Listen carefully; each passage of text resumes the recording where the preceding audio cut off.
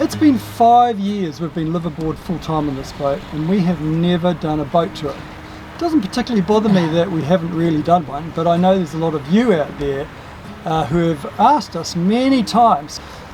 So we're going to rectify that, and we're going to have a blast around the boat, and we're going to check it out. We've got beautiful sailing right now as we do this.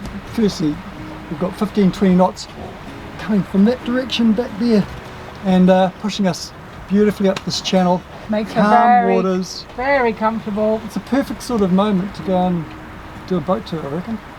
Let's get on with that.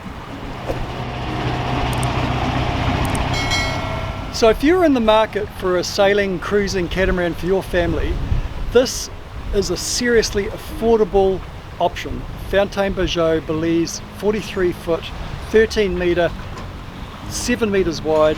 It's a really great design, and arguably one of Fountaine Pajot's best boats ever produced, actually, for its versatility, ease of sailing, and just general all-round good stuff going on here. There's a lot of pluses that we'll talk about along the way through this tour, but it's affordable, and that's probably one of the best things about this boat. If you're looking to sell up and you want to get into a catamaran, this is one of the more affordable options that you really should consider. So it is a production catamaran. I think it's one of about 137 that were built between the late 90s and 2005. This is a 2004 model. They are really safe boats. They're well built.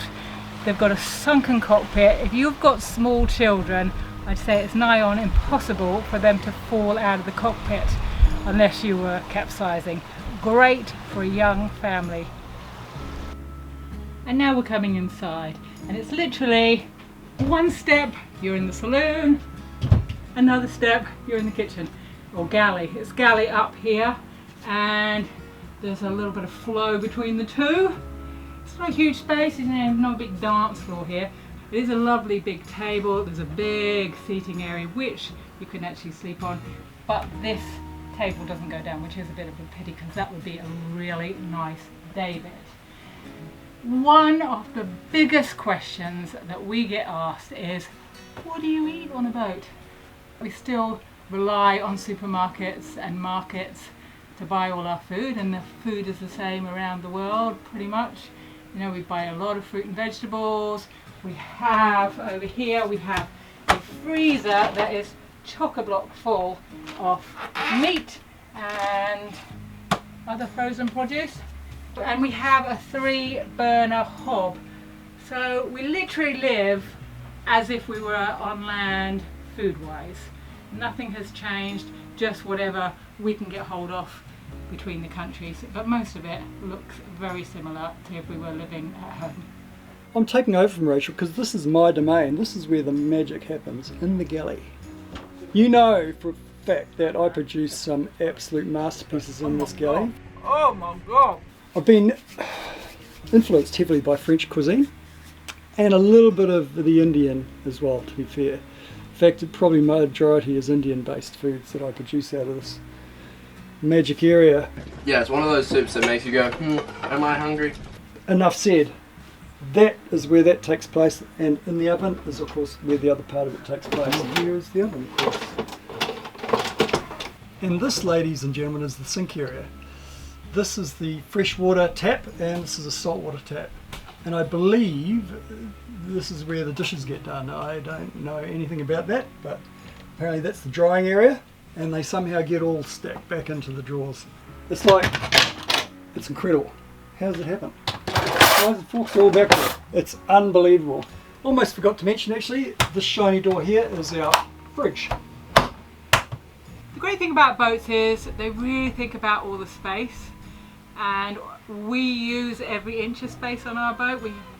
It's a very heavy boat because we carry far too much stuff. One of them is this thing here. Just move that over there.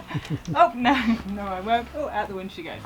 So under the seats, it's all storage. All the way around these seats is storage. So this end is food, the other end is tools. But it's a great way of stacking it away, and you don't have to think about it, you don't have to look at it. It's great.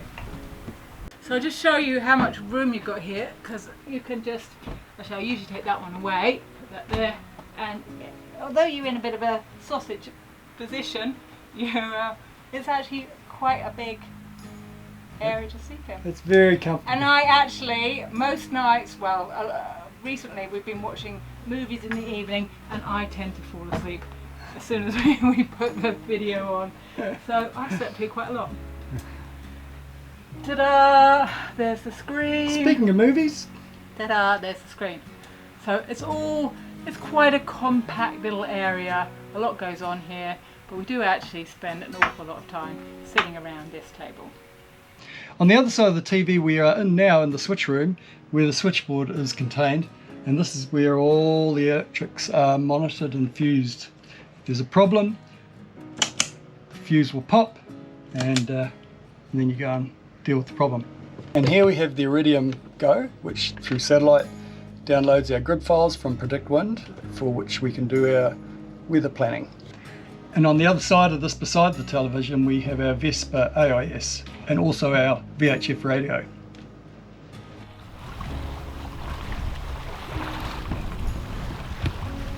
And here we are, out on deck. Summertime is all about spending time on your deck. So here we have the mast. It's about 500 kilos of weight, very strong. Winches, they're all manual. The plus is you get a bit of exercise using them, a bit of a workout. The negative is you have to work to get the mast and sail up. No electric winches, but you can put them on if you wish. We're happy with these. We have to come up here to do the reefing.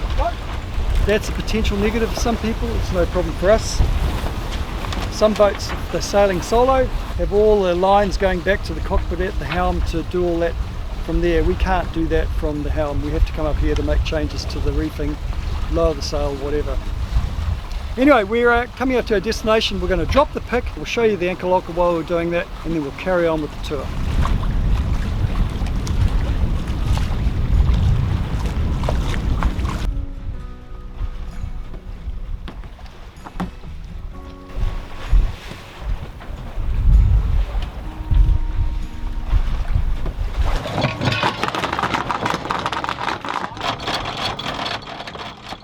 And here is the anchor locker, and we store all our moorings and other ropes for various activities on the boat, plus our fenders and spare jerry cans for the outboard engine petrol. And in the corner is a fiberglass box which holds the gas container for our LPG supply to the oven and hob. And if there happens to be a gas leak in this area, it'll drain into the ocean rather than the boat. Piece de resistance in the anchor locker is the anchor winch, or windlass. Ours is a Cayman 88 by Lofrans, and we've got 10mm, about 85 metres of 10mm chain with an oversized anchor, a 33 kilogram rock. Does the job very well, although sometimes it does it a bit too well. You may recall, Rachel, when we got it stuck in the Kimberley, crocodile country, we couldn't release it, so we had to cut it off. It was a very distressing day for that one. So now we're going to head below decks into the cabins, and we're going to start with Finn's cabin. So this is one of the master cabins. It's a mirror image on the other hull. This is Finn's room. There are 4 cabins plus 2 single berths that are beyond the bow cabins. The master bedrooms are pretty generous, I think, for a boat of this size. Yes, the boys haven't taken it over. We use it now as a guest room and also a bit of a storage space. It has 3 hatches, one opening out to sea, one opening into the cockpit, and another one above which you can lift up and you get a bit of air in while you're in bed. The cat wants to tell you more about it. What have you got to say? Yeah, you're hungry. Okay. Yes, Chubbs, you're right. Let's have a little interlude. Look cute, pretty cat. And look, the boat fits a cat too. Yes. Actually, this is a room that you can really swing a cat in. Well, I'm glad you could join me. This is the bathroom or shower room. And while you're sitting, communing with nature, there's a lovely view up there and a horrific view to those who pass above you looking in, which does sometimes happen. Escape hatch! I don't think they build these anymore because I do believe that on some boats they've not been very effective escape hatch and be more of a failure and sinking the boat when the hinges have failed and the window has fallen off. But it does have a lovely view out. This is not a room for swinging a cat around in. There's not much space in here, is there? Although she has a lovely little trick. Do you want to show your trick? Let's show you a trick. Off you go. Put you in here. She goes in here. Here we go. Oh, she doesn't want to play the game. And then it connects to the kitchen. Let's go and have a look. Marga! Moxie! She's not coming up. Of course she's not. Oh, here she goes. Magic! Oh, the maestro is at work. I am. Declan, would you like to explain your room to us? Well, I have a floor. I have a hanger. I got these two handy reading lights right here. My nice big bed. Big for a boat, not big for a house. These floors have storage underneath them. I got storage underneath my bed. And that front room beyond my bed can either be storage or another bed. So this room up here used to be Ivan's room. When we first moved onto the boat, he was only about 6, and so he didn't really want his own room. So he just stayed up here, just beyond my bed, so it was kind of like we were in the same room pretty much. We pretty much were. Right now it could not be used as a bedroom very easily because there are about 4 kites, 5 kiteboards, 3 big sails and a surfboard, a bunch of other stuff. So yeah, this is just storage. This used to have a door on it. There are hinges here for a door, and on the other side there is a door. Not sure what happened to the door on this side, but yeah, don't really need it anymore. So I'm just going to point out that Declan has reasonably big wardrobe space. Much bigger than in the master bedrooms. Fancy that. Descending the stairs now and into the other Hello there. master bedroom. And this is the other mirror image bedroom from the starboard side. Bedside cabinet, lights, light, hatch above us, hatch out the side, hatch to the cockpit, same as the other side. Area here for storage of books and bits and pieces, pillows, sheets, mattress. Under the mattress there's more storage. There's also actually a water heater. What else can I tell you? That's about it. We have a power point over there. We also have a wardrobe right here, and voila. So mid-hull on the port side is this side's toilet / shower and sink. So you may have seen the boys boat tour on their channel, the Kiwi Boys, and you would have seen that the shower pulls out through there and just handheld shower and doubles up as one of those. You know, one of my biggest fears when we looked at buying a boat, and it almost was one of the things that maybe put me off buying a boat, was the possibility of toilet blockage or breakage and having to repair and pull apart the toilet. Turns out actually not that big a deal. We have had a few problems with them, but generally speaking they're very reliable, and they basically work very easily, very simple operation. There's a switch, you have one way to empty contents, and then you flick it over and then you rinse it out, pumping it. That's it. So last stop is Ivan's bedroom. Unfortunately he's dead. This is Ivan's room, mirror image of Declan's room. I think he's still twitching, he's not quite dead yet. Declan explained Ivan has a door in his, so we'll just show you what is kept beyond Ivan's room. Here we go, opening the door. Oh, it lives. It lives. You're not allowed in there. Why not? You don't want to know.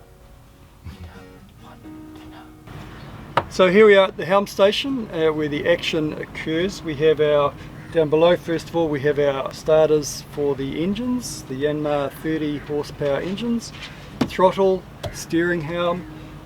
This is the Tridata Raymarine ST50, I think it's called, ST70. depth, speed and log. Now our log unfortunately does not work. The wheel under the hull has got jammed up with barnacles, and actually one of the hubs, one of the spokes broke off the wheel, so that doesn't work.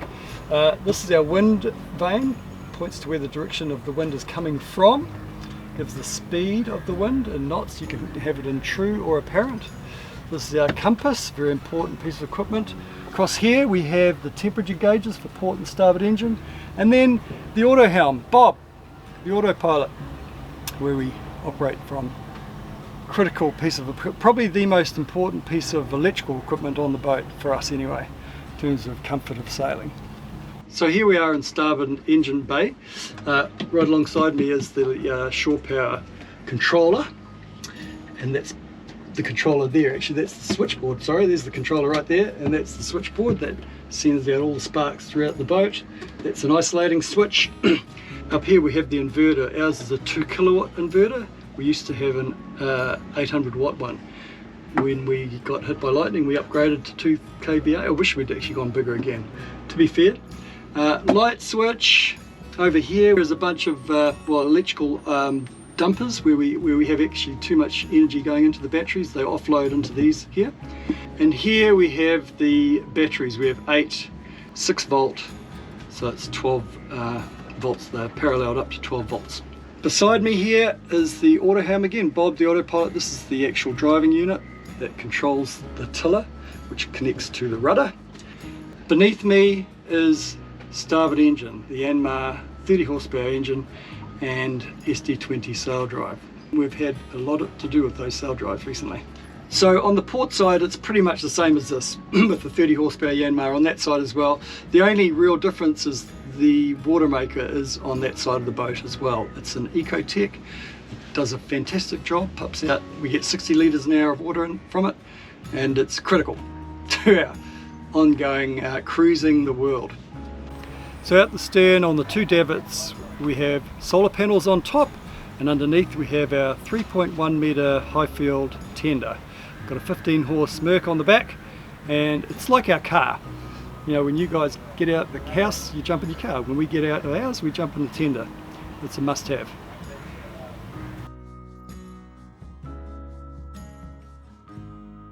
I heard a little squeak out of the cover just then. Did you?